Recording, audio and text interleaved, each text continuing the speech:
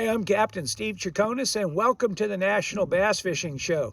We're going to be out in the water today trying to figure out what to do, but we have 45-degree water. We have some sun, some clouds, a little chop on the water, and we got about 4 or 5 feet of visibility. 45-degree water. What would you use? We're going to try something, and we're going to see what happens. Stay tuned.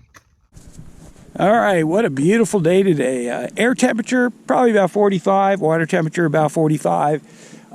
That's a big drop over what it's been lately. Last week, water was 55 to 60. Right now, like I said, 45. Could get up to 48 by the early afternoon. Got pretty good visibility. Got a wind coming across the water. Perfect time for suspending jerkbait. I like this 98 XR that Lucky Craft has come up with. I'm throwing it on a bait casting rod and reel. I usually like to throw jerkbaits on spinning gear with 6 to 8 pound test. This is 10 pound test co-poly, which is a gamma line. It's a monofilament, has a little bit of stretch to it. I like it because it kind of floats on the surface. And this time of the year, a lot of your bites, you might just get a little bit of a tick or a tap. They're going to swipe at this bait. They're not going to really engulf it. Like to make long casts if I can.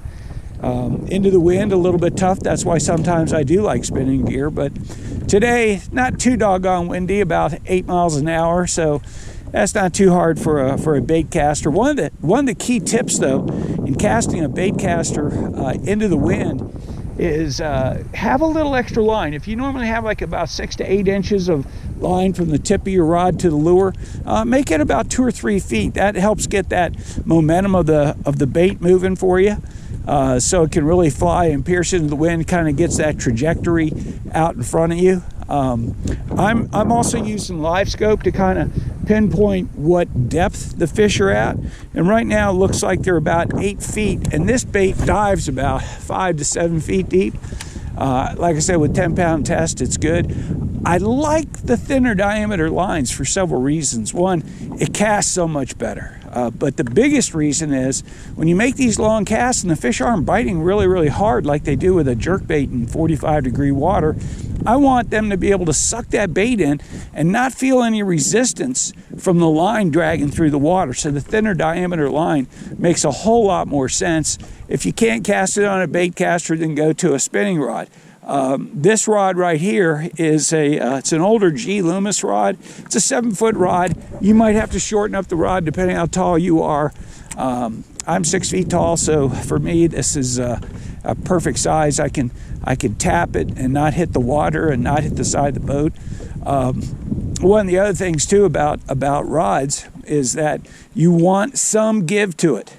If I'm fishing a lot of targets, I might go to a 610 rod because it's a little more accurate. If I'm just going for distance like I am today, I'm going to use a 7-foot rod. That's about as long as I can get away with without hitting the water and hitting the side of the boat. So what I try to do with a jerkbait is to figure out what the cadence is. And I'll try a bunch of different ones. One of the things I've learned is that you've got basically 2 or 3 elements to a jerkbait. You've got how hard you tap it, and you can do everything from just a slight little tap of the line like that, or you could go to a pull where you're actually pulling the bait, or as we call ripping, and then letting it stop. So now it's the length of the pause. Okay, so how long do I let it sit before I move the bait again? And that's going to really depend. I usually try to start off with longer pauses because that's when I'm the most patient, is at the beginning of working a jerkbait. I can let that thing go ahead and sit, and I don't have a problem with it. And then the other thing, the third element, is how many taps do you make before you go ahead and start to move it again? So do I go tap, tap, tap, pause, or do I go tap, pause, tap, tap, pause? So it all depends, but you got to kind of try a bunch of different presentations until you figure out what it's going to take to get the fish bite. The biggest one is how long you let it sit. And that's really important, because sometimes you might need to let it sit 4 or 5 seconds or even 10 seconds. Sometimes you only want to let it sit just a second or two, make them react to it. Here I'm giving them time to come up and find it. I'm using one of my favorite colors from Lucky Craft. It's called NISHIKI, which in other lures they call it clown. It's, you know, chartreuse white, a little bit of red to it. So it's a pretty good bait to use. And I don't tie any special knot, just a Palomar knot. But that's the NISHIKI. You can see it's chartreuse on the back, a red face, and then kind of a white belly, silver sides. Pretty good bait. I've used the Lucky Craft clown baits for, gosh, over 20 years. It's been a long time. I started using Lucky Craft in 2000. And I did it because I'd been using jerkbaits a lot, and we were going through that time period where we wanted suspending jerkbaits, and the only way you could do it a lot of times is wrap solder around the hooks, or weight the bait by drilling it out and putting lead into it. Or eventually Storm came out with suspend dots and suspend strips, and then we would weight them so they were balanced horizontally. Well, Lucky Craft has taken all of that off the table. I don't think too many people use suspend dots and suspend strips like we used to. But now these baits sit horizontally in the water. They just sort of suspend there and make an easy meal. This one rises, and everyone's just a little bit different based on the water temperature and the other little factors. But for the most part, most of the Lucky Craft baits will suspend, sink slightly, or they'll float a little bit, very, very slowly. In any case, you can make these baits do just about whatever you want. One of the things I want you to watch is how I work this bait with the taps. A lot of people yank them so hard. First off is I keep the rod in front of me. I keep the rod in front of me so I can make a straight tap like that. I'm not jerking the bait. I'm just slapping the line, knowing that bait is going to react to that line. Just a gentle slap on that line. And this bait will move and will react. And then I'll let it pause. Sometimes, like right now, it's about a 5-second pause. They'll snap again. They're going to hit this thing on the pause. Almost never do they hit it when you're winding it in. I mean, it happens, but under these conditions, 45-degree water, you're expecting the fish just to basically swipe at it or suck it in gently. You might feel a tap or a tick. You might see your line move. But when you go to tap it again, you'll feel the weight. And under these conditions, you're not going to get a real big fight out of these fish. They're just gonna hold on. And these are number 6 trebles, so they're not huge and they're not small. They're kind of like the Goldilocks, and they'll hold on to these fish for you pretty good if your rod is not too stiff. And that's kind of like why I've matched this rod up with monofilament. I wanted a little bit of stretch in there so I could have a stiffer rod, get away with a little bit stiffer rod. Trying this little pocket right here. This is where the shorter rod comes in, but a 7-foot rod. 7-foot rod for me is about perfect. I don't have too many issues with this. I can throw it pretty much anywhere. If I really am picking targets, I'll go to a 610. I'm also starting on the side of the lake that has had the sun beating on it most of the day. Didn't get out today till about 11 o'clock. Wanted it to warm up just a little bit for me. And the fish are too. The fish will come over to these sun-soaked banks and they'll get a little bit warmer because everything else is going there for the same reason. The bait fish are going there, and gives you a little bit of an advantage. If I was to go to there's one right there. If I was to go to, you see how they kind of swipe at it? All right, come on up. Oh, they swipe at it. And the hooks, none of these hooks are in this fish's mouth. Let me see if I can show you a close-up of that. If you'd stop wiggling on me here. See that? None of the hooks. There's a hook right here, and it's kind of in his belly, and the other hook is just outside of his mouth. So they will just slash at these baits. They'll slash at them, and you won't get a real good hook into them.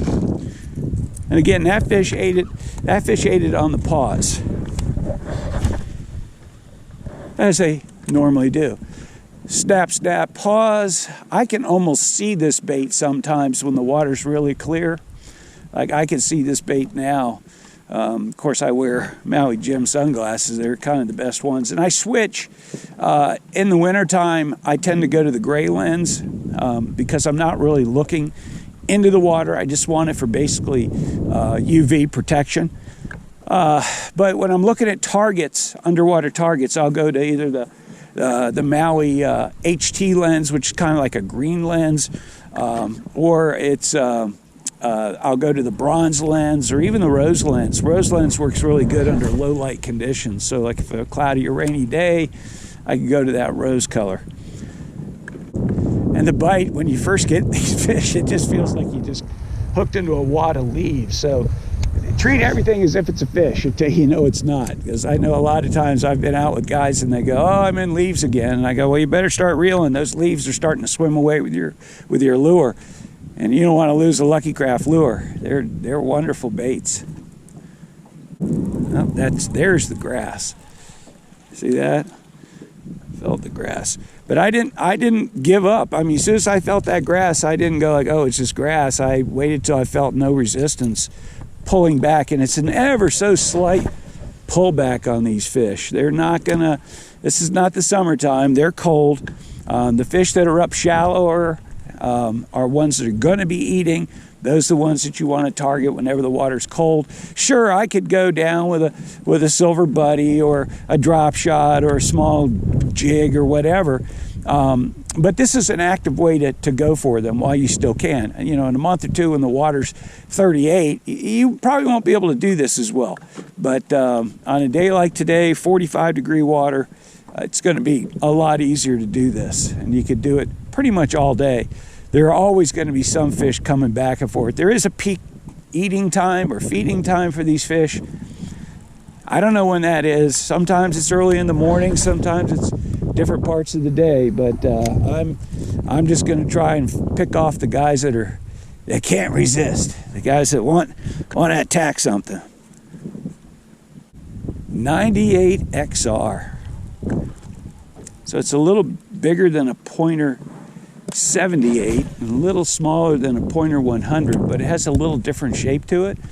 Also has that weight in it, so it goes to the tail when you go to make the cast, and after your first snap, the weight moves forward and makes the bait sit horizontally in the water. So sometimes what I'll do is I'll make that cast and I'll let it sink tail first for a while. And after it does that, then I'll give it a snap, and it automatically then goes to the horizontal position. And that change in attitude sometimes gets fish to bite it right there on the initial cast. So I do that a lot. It's a little trick I've picked up over the years. Again, what I'm saying is this has a weight transfer system to it. So right now, that weight is in the bottom of this bait. Okay, it's in the bottom. When I turn it like that, it shifts forward. It actually shifts about midship. So when I go to cast it, it drops back. And when I jerk it, it goes this. So when it first hits the water, it's sitting down like this.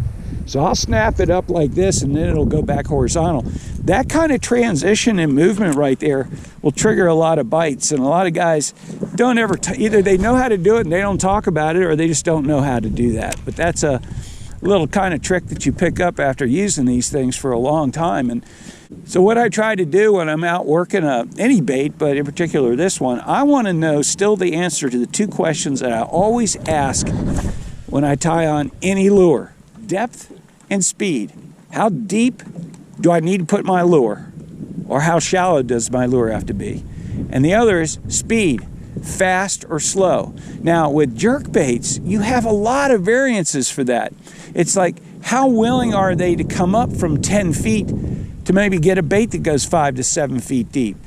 Do you need to move it really, really fast? Do you need to let it sit for a long time? So you've got all these options, whereas a crankbait, you can't really do that. I stop a crankbait, it's going to be on the surface in 5 seconds. I stop this thing, and it's just going to barely move in 5 seconds.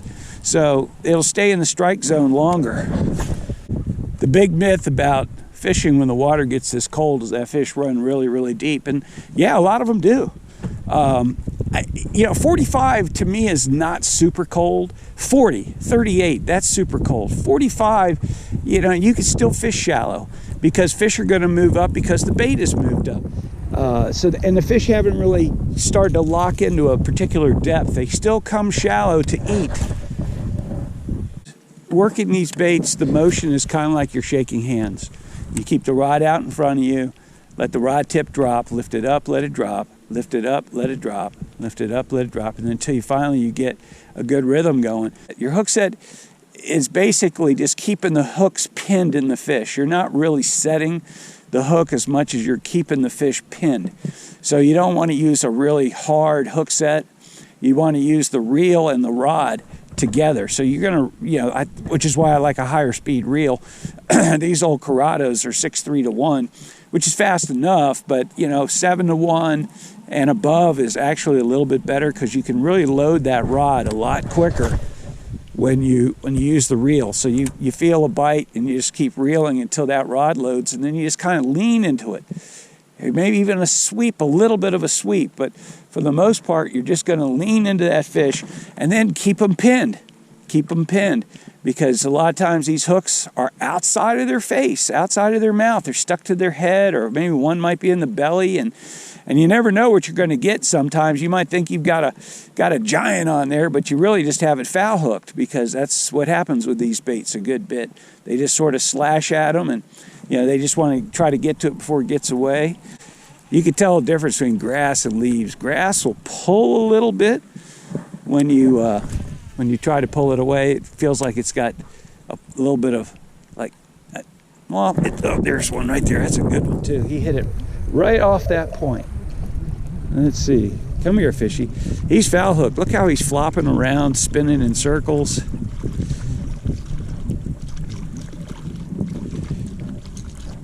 And part of the reason he's not a largemouth, that's part of the reason. He's a trout. Yeah, look at that. Even the trout, I hate these things. But we'll get him off of here and let him go and try another one. For the fly fishermen out there, they'll understand what I mean by mending your line. Because you're going to be fishing this in the wind, a lot of times your line's going to get a bow in it. So what I do is I swing the rod to the side opposite the bow so I can get the line straight with the bait. Otherwise, you'll have a big bow in the line, and when you snap it, your bait will go in a circle. And then when you get a bite, it takes you a while to pull in that extra slack. So always mend your line. If it's bowed to the right, you want to lift it to the left. If it's bowed to the left, you want to lift it to the right until your bait and your rod tip are in the straight line. And you'll eliminate that and make fishing these things that much easier. So you got to think about that. And you will get a big bow in your line. So when you hear a guy, oh, I got a big bow in my line. Well, I don't, because I make sure I don't have that when I make the cast. I'll kind of show you again, although I don't know. The wind's blowing enough here. So yeah, see my bow is to the right. I mended it to the left. And now my line is in straight contact with my bait. The bait's not going to swing around to the right. If I get a bite, I'll be straight contact, so I'll be able to set the hook, and everything just works a lot better. So these are small mechanical tips that make jerkbait fishing more effective.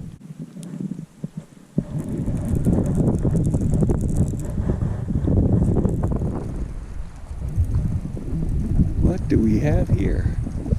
We got a good one here. Oops, came off. Again, you're gonna get a lot of bites of these things, and that fish was hooked right in the head. I mean, he was hooked in the head, and nothing I could do. Tried to get him in a little too hot there. The thing you can do with line that can really affect these baits, if I'm throwing fluorocarbon, that line will keep the bait from rising as much. So if you really want to dead stick it, use fluorocarbon. It'll keep the bait down. It'll help you get better hook sets at the end of a long cast. But be aware that with lower stretch, you're going to need to have a softer rod so that you don't pull those hooks out of the fish. Likewise, if I want the bait to float up a little bit after it stops, then monofilament. In either case, I'm using a thin diameter line, so it allows the bait to do its thing. But by controlling either the horizontal attitude by letting it float a little bit or sink a little bit will help you on days when you can't really figure out what they should be doing. When you have 45-degree water or 50-degree water, there's one right there. He hit it on the paws. Going to be kind of gentle with him. Yeah, decent fish. So we'll just be gentle. Yeah, we're going to be gentle. We're going to be gentle with this guy. Again, he's hooked outside the mouth. We're just going to let him tire himself out. Not put any pressure on those hooks. Okay, now we're going to get down and see if we can get this guy out of here. Come here, fishy. Nice, chunky, cold water fish. And you can tell when you look into their mouths, you can see, look at that. That hook was outside of his mouth, barely in there. This one here on the outside of his head, barely in there. That's all you're going to hook these fish with, just barely. And they're good. They're good, healthy fish, wintertime fish. They still eat. I don't see if he's got anything in his gullet. Looks like he could have crawfish in there, but nice sized fish. Pretty time winter fish. Red mouths, they all get that. A lot of people say it forces blood to their mouth. It helps them feed. So here we go, fishy. Go back in there. That fish hit it on the stop. I mean, that thing was stopped. I went to pull it again, and you could feel them on there. But again, that's what you have to do with these fish. You can't horse them in. They're barely hooked. They're just going to come over and swipe at it. They want to eat. You can tell that fish had been eating. He had a nice belly on him. So you want to let that fish tire himself out. Go to a softer rod.